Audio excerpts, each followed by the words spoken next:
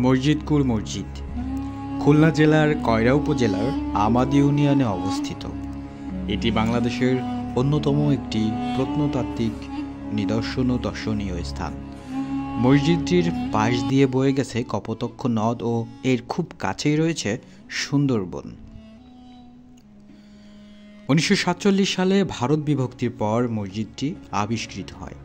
পূর্বে এই অঞ্চলটি বন ও বিভিন্ন গাছপালায় ভরপুর ছিল। পরবর্তীতে খনন কার্য সম্পাদনা করে মাটির নিচের এই মসজিদটি আবিষ্কার করা হয়। মসজিদটি আবিষ্কারের সময় সেখানে কোনো শিলালিপি পাওয়া যায়নি বলে এই নির্মাণের সময় সম্পর্কে সঠিক ধারণা পাওয়া যায় না। মাটির নিচে থেকে খুঁড়ে মসজিদটি আবিষ্কৃত হয় বলে এর নাম মসজিদকুর নামকরণ করা হয়েছিল। তবে প্রত্নতত্ত্ববিদগণ মনে করেন এই মসজিদটি খুব সম্ভবত খান জাহানের শাসনামলে তৈরি করা হয়েছিল। মসজিদকুর মসজিদটির প্রতিটি দেয়াল প্রায় 7 ফুট প্রশস্ত। এছাড়া প্রতিটি বর্গাকারে নির্মাণ করা হয়েছিল, যার বাইরে ও ভেতরের দৈর্ঘ্য যথাক্রমে 54 ও 39 ফুট। মসজিদটির সামনে রয়েছে 3টি দরজা ও অভ্যন্তরে রয়েছে পাথরের তৈরি 4টি স্তম্ভ। দেয়াল ও স্তম্ভ মিলিয়ে 3টি সারিতে 3টি করে মোট 9টি গম্বুজ রয়েছে। টোটাল এই মসজিদের 9টি গম্বুজ রয়েছে।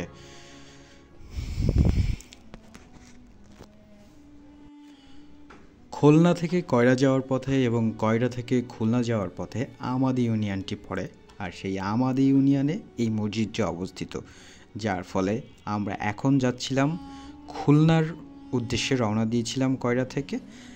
এই পথে মসজিদটি পড়ে।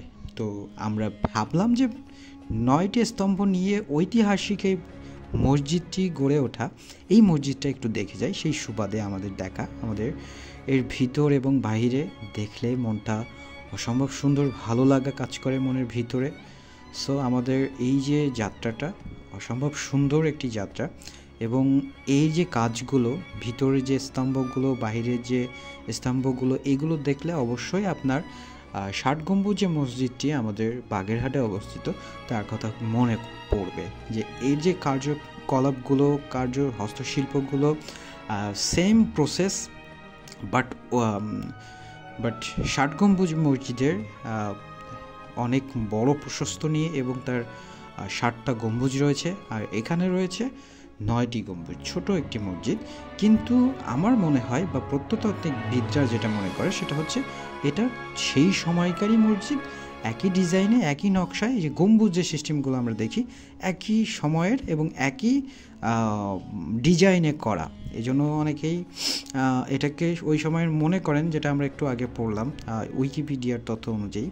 সো এই স্থানটা ঘুরতে পেরে আমাদের খুবই ভালো লাগলো। যারা এই স্থানটি ঘুরতে ইচ্ছুক তাদের যদি বলি, আপনারা এখানে আসতে পারবেন খুলনা থেকে কয়রার উদ্দেশ্যে আসার পথে আমাদি ইউনিয়ন পড়ে। আমাদি ইউনিয়নে এসে যে কাউকে জিজ্ঞাসা করলেই আপনারা এখানে পেতে পারবেন। খুবই কাছাকাছি মেইন রোড থেকে, সুতরাং আসার ভালো একটা সুবিধা পেতে পারেন। সো ভালো থাকবেন সবাই, সুস্থ থাকবেন। আল্লাহ হাফেজ।